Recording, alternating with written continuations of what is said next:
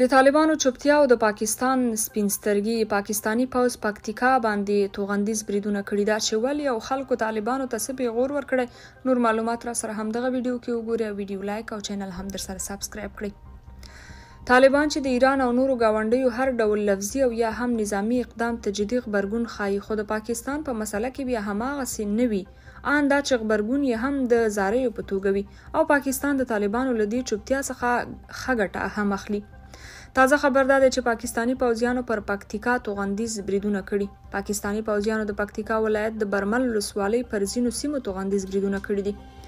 له پکتیکا ولایت څخه باوري سرچینې د تلې په دریمه پژواک خبري اژانس ته وویل چې پاکستانی پوځیانو له تیرې شپې راهیسې د ډیورن کرښې ته څیرمه د برمل ولسوالۍ ځینې برخې د درنو وسلو په بریدونو کې په نښه کړي دي.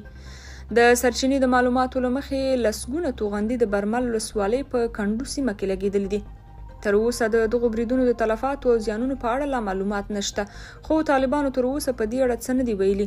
دا بریدونه په داسې حال کې کیږي چې تېره اونۍ د پاکستان پوځ مشر وویل چې افغانستان کې د دوی دښمنان شتون لري او که طالبان یې پر ضد اقدام ونه کړي نو دوی به په خپله لاس په کار شي.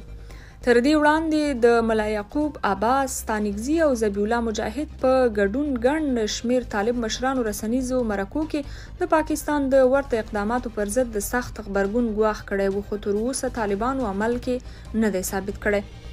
عام افغانان بیا وایي د طالب مشرانو په منځ کې یو شمیر پاکستان پلوه کسان او په ځانګړي توګه هغه مشران چې پاکستان کې کورونه او سوداګري شتون لري هیڅکله وطن ته ژمن طالب مشرانو ته اجازه نه ورکوي ترڅو د پاکستان پر ضد نظامی اقدام خلاصه چې تش رسنیز اخطار هم ورکړي.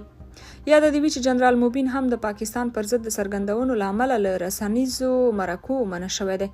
درنو کتونکو تاسو په دې اړه څه وایئ؟ تاسو مو هم د دغې موضوع مربوط نظرونه را سره په کمنټونو کې ولیکئ او د نورو معلوماتو لپاره چینل هم سبسکرایب او ویډیو لایک کړئ.